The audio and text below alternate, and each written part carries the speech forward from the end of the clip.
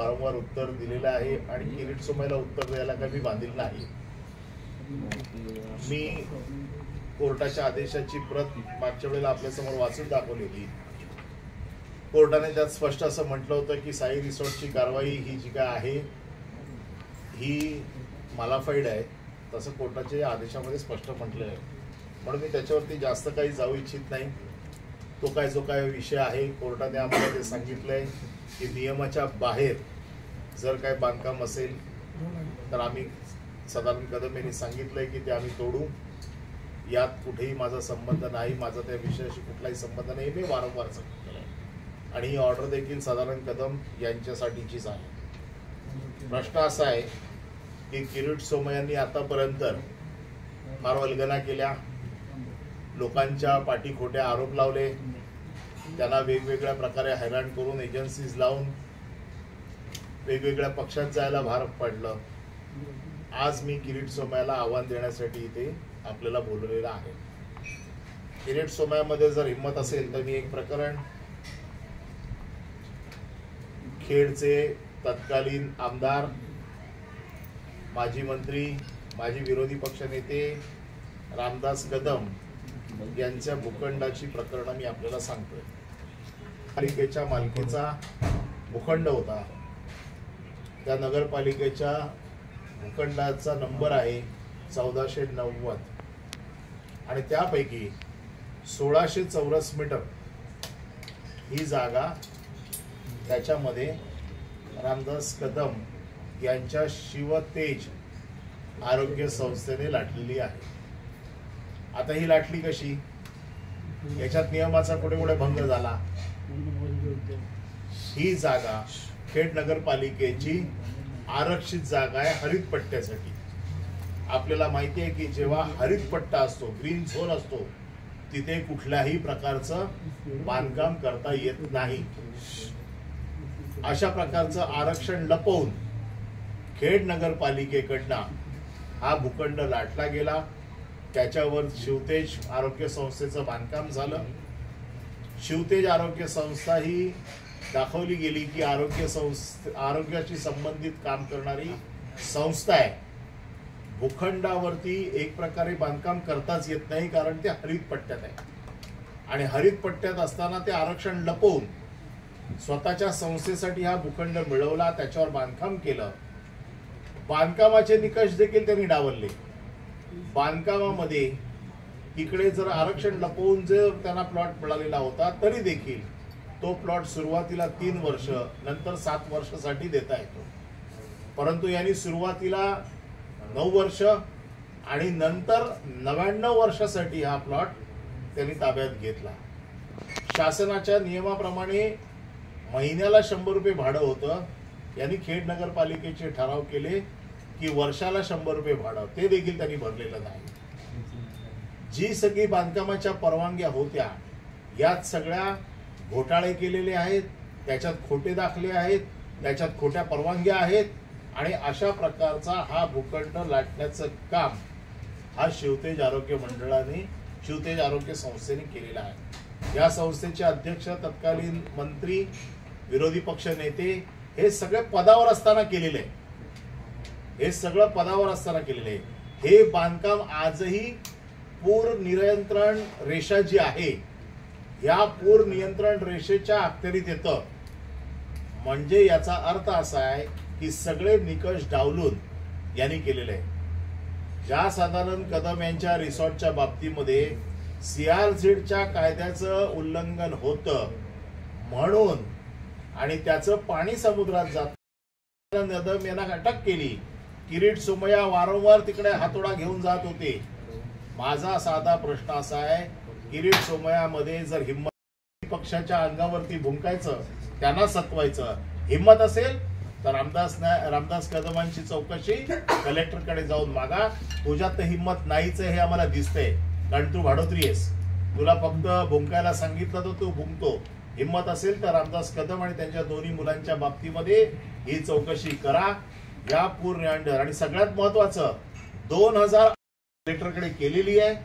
मी स्वतः collector, SP, EDचे अधिकारी, सगळे जे काही संबंधित यंत्रणा आहेत या सगळ्यांना भेटणार आहे, नाहीतर येणाऱ्या अधिवेशनामध्ये याच्यावरती आवाज उचलला जाईल.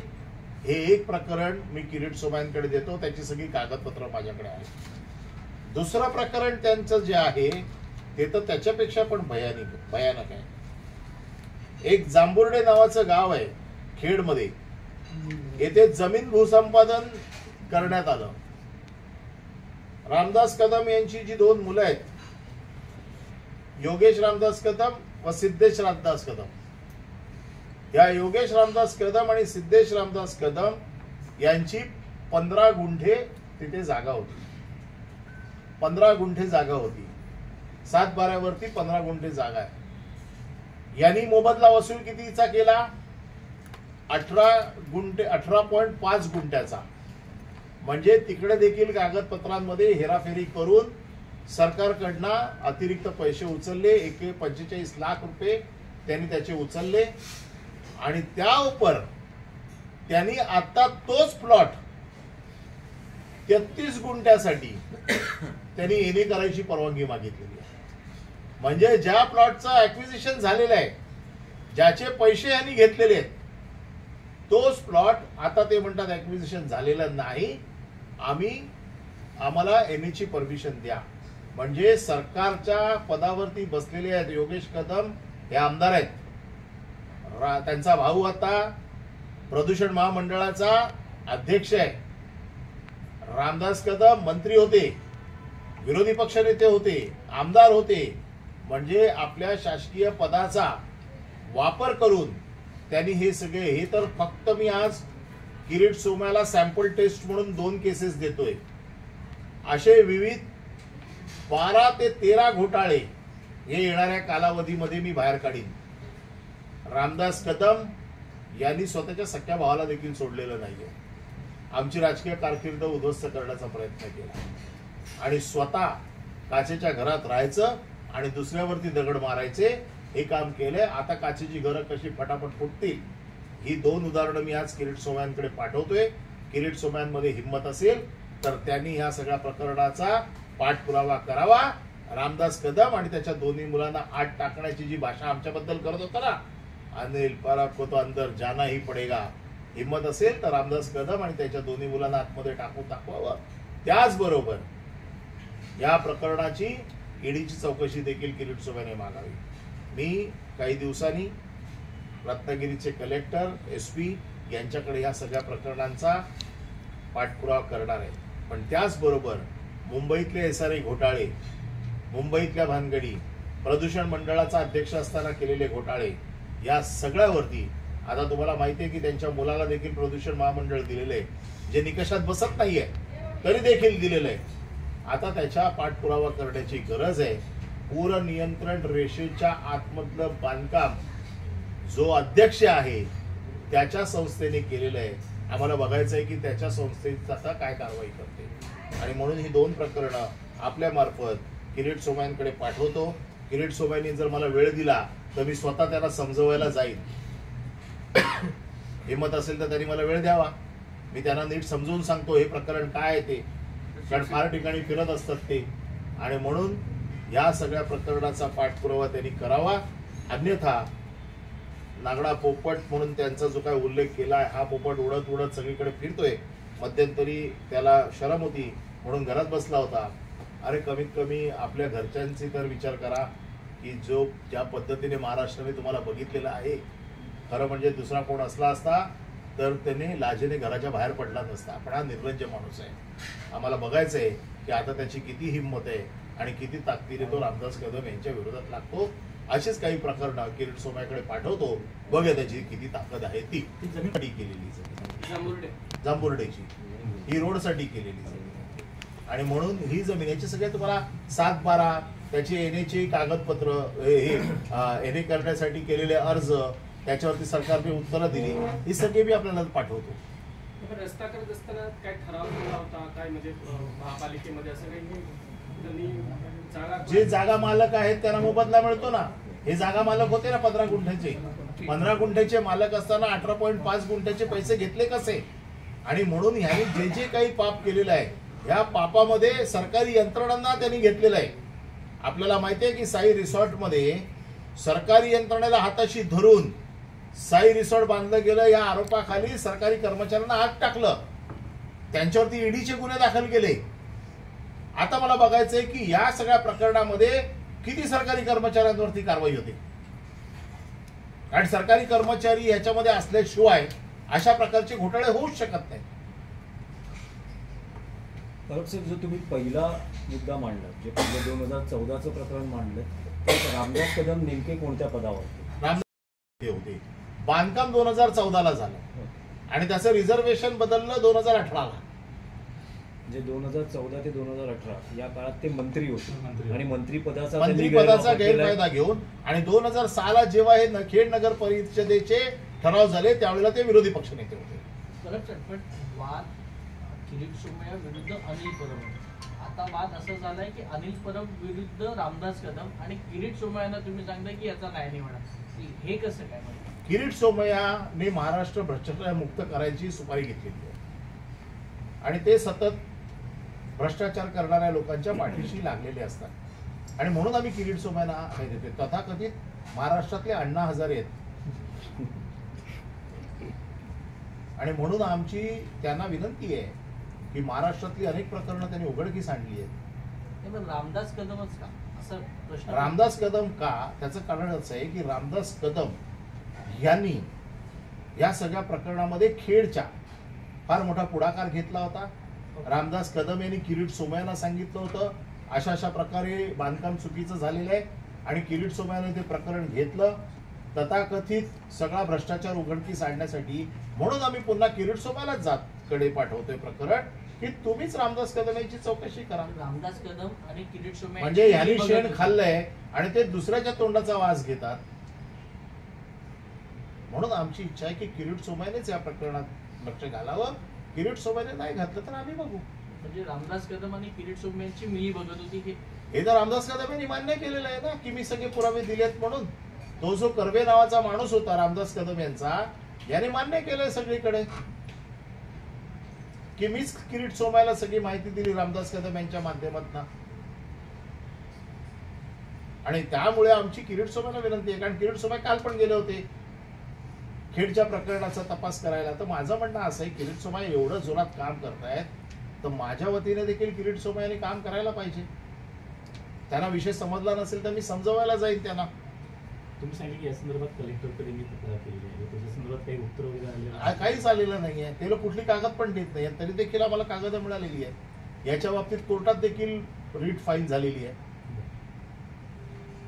हॉस्पिटल उभारलं गेले आहे ना बिल्डिंग तिकडे. परब साहेब, लोकसभा निवडणुकीच्या अनुषंगाने काही प्रश्न आहेत की जी मुंबईतली उत्तर पश्चिम जागा आहे ज्यात अमोल कीर्तीकर यांना उमेदवारी जाहीर झाली आहे, तुमचा काय अंदाज आहे की तुमच्या समोर प्रतिस्पर्धी कोण असेल? शिवसेना, शिंदे की भाजप? आमच्या समोर कोणीही प्रतिस्पर्धी असला तरी मी एवढं तुम्हाला अगदी ठाम सांगतो की ही जागा शिवसेना उद्धव बाळासाहेब ठाकरे गटच जिंकेल. मग कोणी असू दे उमेदवार. शिवसेना माझ्या माहितीप्रमाणे त्यांना उमेदवार सापडला नाहीये. एकमेकाला सांगतायत की उमेदवार द्या म्हणून, पण अजूनही त्यांचा उमेदवार काही ठरत नाहीये. ही त्यांची शिंदे गटाची मुंबईतली ताकद आहे. पण अनेक नावं चर्चेत होती ज्यात आधी सुरुवातीला गोविंदा यांचा पक्षप्रवेश झाला, त्यानंतर चर्चा आहे रवींद्र वायकर यांच्या नावाची. काही सिने अभिनेतेही रांगेत आहेत असं म्हटलं जातंय. बघा, कार्यकर्ता तर त्यांना मिळत नाहीये. शेवटी मागतायत कोण? गोविंदा, ज्याच्यावर आम्ही कुठलाही आरोप केलेला नाहीये. राम नाईक यांनी सांगितलंय की त्याने कोणाचे पैसे घेऊन निवडणूक लढवली. हे काय अनिल परबचं किंवा शिवसेनेचं मत नाही. राहिला रवींद्र वायकर कुठल्या नैतिकतेच्या आधारावरती निवडणूक लढवणार आहे हे मला माहीत नाही. शिवसैनिकांना कसा सामोरं जाईल मला माहीत नाही. आम्ही सगळ्यांचं स्वागत करतो. गोविंदा असो, रवींद्र वायकर असो किंवा आणखीन कोणी असो, शिवसेना उद्धव बाळासाहेब ठाकरे ही जागा जिंकणार हे मी तुम्हाला अगदी ठामपणे सांगतो. अमोल कीर्तीकरांना ईडीचा समन्स पुन्हा एकदा आला आहे आणि वारंवार केंद्रीय यंत्रणाचा दबाव त्यांच्यावर निर्माण दबाव तर आहेच ना त्यांच्यावरती, पण या दबावात न पण ते देखील सही सलामत बाहेर पडतील याची आम्हाला पूर्ण खात्री आहे. त्याच्यामुळे दबाव जरी असला तरी वस्तुस्थिती जातील ईडीच्या समोर आणि सांगतील. आणि त्यानंतर इलेक्शन लढतील ते. कशाला निगेटिव्ह विचार करू. आम्ही आजही अमोल कीर्तीकर यांची उमेदवारी जाहीर केलेली आहे. अमोल कीर्तीकर हेच आमचे उमेदवार आहेत आणि अमोल कीर्तीकर हेच निवडणूक लढतील आणि जिंकतील असा मला विश्वास आहे. परत साहेब, एकनाथ शिंदेनी 28 तारखेला 8 उमेदवारांची घोषणा केली होती. आज तारीख 2 आहे. गेल्या काही दिवसांपासून, गेल्या 4 दिवसांमध्ये एकनाथ शिंदेवर ह्या 8 पैकी 2 उमेदवार बदलण्याचा मोठा दबाव तयार झालेला आहे. त्यामध्ये धैर्यशील माने हातकणंगलेचे आणि हिंगोलीचे हेमंत पाटील आहेत. तर नामुष्की आली आहे असं तुम्हाला वाटतं? बघा, मला एवढंच माहिती आहे, मी त्यावेळेपासूनच या सगळ्या गोष्टी फार बारकाईने बघतोय. एकनाथ शिंदे यांच्यासोबत जे 13 खासदार गेले, या 13 खासदारांना अभय दिलं होतं की तुम्हाला पुन्हा खासदार मी करणारच. आणि तुमच्यापैकी आणि 40-50 आमदार जे त्यांच्यासोबत गेलेत, हे सगळे आमदार परत निवडून आणण्याची शपथ ही एकनाथ शिंदेनी घेतली होती. त्यासोबत त्यांनी असं देखील म्हटलं होतं की जर ह्यांच्यापैकी एकही माणूस पडला तर मी माझ्या पदाचा राजीनामा देईन आणि मी शेती करायला जाईन, असं त्यांनी स्पष्ट सांगितलेलं आहे. आता त्यांनी शेतीची अवजारं जरा धार काढून ठेवावी. त्याचं कारण असं आहे की आत्ताच तुमानेची उमेदवारी कापली त्यांनी. अजूनही बरेचसे उमेदवार वेटिंग मध्ये आहेत. नाशिकची जागा मिळेल की नाही माहित नाही. आता ह्या सगळ्या गोष्टी आहेत. आता जे ज्या प्रेमाने एकनाथ शिंदे बरोबर गेलेत त्यांना आम्ही शुभेच्छा देतो. आमचं म्हणणं आहे कमीत कमी 13 जागा तर राखा पहिल्या, नंतर मग उमेदवाराचं भवितव्य, त्याच्यानंतर निवडणूक, त्याच्यानंतर जिंकणं, त्याच्यानंतर राजीनामा, हा सिक्वेन्स आहे. आता पहिल्या टप्प्यातच गळपटलेत ते. आजही 13च्या 13 जागा राखण्याचं आव्हान त्यांच्या समोर आहे. 13 जागा राखू शकतील की नाही या बाबतीत साशंक आहेत. आणि जर 13 जागा राखू शकले नाहीत तर मग काय करणार? रत्नागिरी मत होत नाही. हे तर आम्हाला तुमच्या माध्यमातूनच कळतंय की एकमत होत नाहीये. लोकमत तर गमावूनच बसलेले आहेत, पण एकमत तर कमीत कमी होऊ देत. त्यामुळे माझं असं म्हणणं असं आहे की पहिलं त्यांना आपसात ठरवू देत की कोणी कुठल्या जागा लढायच्या. एकनाथ शिंदे ज्या स्वाभिमानाने गेले, बाळासाहेबांचे विचार घेऊन गेले, बाळासाहेबांनी अशा जर बार्गेनिंगला लाथ मारली असती. ठाण्याच्या जागेसाठी यांना संघर्ष करावा लागतोय. जी ठाण्याची जागा आनंद दिघे साहेबांनी प्रतिष्ठेने खेचून आणली होती, त्या जागेसाठी यांचा गामडा निघतोय. आता अशा परिस्थितीत कुठे गेला स्वाभिमान, कुठे गेला बाळासाहेबांचे विचार? जर तुम्हाला फरफटत नेते बीजेपी आणि तुम्ही फरफटत जाताय, तुम्ही आम्हाला काय म्हणून सल्ले देताय? त्यामुळे माझं स्पष्ट म्हणणं आहे की पहिलं तुम्ही तुमच्या 13 जागा राखा, त्या जिंका. तुम्ही सगळ्या जिंकून आणाल अशी ताकद आहे तुमची, असं तुम्ही चित्र उभं केलंय. नाही आल्या निवडून तर तुम्ही राजीनामा देणार हे देखील सांगितलेलं आहे. आणि तुम्ही नेहमी महाराजांच्या पायाची शपथ घेऊन शब्द पूर्ण करण्यासाठी प्रसिद्ध आहात. तर महाराजांच्या पायाची शपथ घेऊन तुम्हाला राजीनामा द्यावा लागेल. याच्यातला एकही जर पडला तर, कारण तुमच्या ह्या शपथेला भुलून खासदार आणि आमदार तुमच्याकडे आलेत. सर, सर्वेच्या नावाखाली जागा वाटपामध्ये अर्ज आलेले आहेत. आमचा अर्ज फार अगोदर गेलेला आहे. आम्ही खूप अगोदरच अर्ज करून ठेवलाय. ज्या दिवशी निवडणुका जाहीर झाल्या त्याच्या दुसऱ्या दिवशी ताबडतोब आम्ही अर्ज केलेला आहे. मला असं वाटत नाही की त्याच्या अगोदर कोणी अर्ज दाखल केला असेल. मात्र त्यांचं देखील हेच म्हणणं आहे की अर्ज आम्ही पहिला दाखल केला आहे. जर अर्ज ठाकरेंच्या शिवसेनेकडून आला असेल तर आम्हाला मग आमचा अर्ज का घेतला असं त्यांचं म्हणणं आहे. दुसरी गोष्ट म्हणजे 2017ला देखील महानगरपालिकेच्या निवडणुकीदरम्यान अशीच परिस्थिती झालेली. तेव्हा शिवसेनेला मैदान भेटलं होतं आणि राज ठाकरे यांनी कबूतरखाना इथे रस्त्यावर सभा घेतली होती. मग जर आता मनसेला जर हे मैदान भेटलं तर शिवसेना कुठे सभा घेईल? पहिली गोष्ट तर महानगरपालिकेला निर्णय घेऊ देत ना, मग त्याच्यावरती चर्चा करू ना. पहिलं महानगरपालिका काय निर्णय घेते, कशाच्या आधारे आमचं जावलते. जसं मागच्या वेळेला त्यांनी खोट्या एंट्री करून सदा सरवणकरांचा अर्ज घेतला होता, पण तो मी तिथे जाऊन पकडला आणि त्या खोट्या एंट्रीज ज्या वेळेला उघड झाल्या त्यावेळेला आम्हाला दिला. तसं आता काही खोटं काम केलं असेल तर मी जाऊन तपासीन. सर, एकनाथ शिंदे को लगातार देख रहे हैं की करता येत नाही, हा कायदेशीर आचारसंहितेचा भंग आहे. प्रश्न असा आहे की वंचित ने हे जे काही उमेदवार जाहीर केले आहेत, आमची आजही अपेक्षा आहे की वंचित महाविकास आघाडीमध्ये तिचा समावेश होईल. त्या दृष्टिकोनातनं प्रयत्न देखील चालू आहेत, अजूनही काही प्रयत्न सुटलेले नाही, परंतु त्यांच्या मनात काय याचा अंदाज आम्हाला नाही. त्यामुळे त्यांचा निर्णय काय असेल शेवटच्या क्षणाला, अजूनही प्रक्रिया सगळ्या व्हायला बराच वेळ आहे, या सगळ्या गोष्टीला अजूनही बराच कालावधी आहे. त्यामुळे या पुढच्या काही दिवसात काय निर्णय होतात ते बघू. कोणाला तिकीट द्यायचं, कोणाला तिकीट द्यायचं नाही, याचा निर्णय पक्षाचे प्रमुख उन्मेष पाटील त्यांची भेट घेतात, पक्षप्रमुख निर्णय घेतील. साहब अपने स्टेट सुमाया को चैलेंज किया है.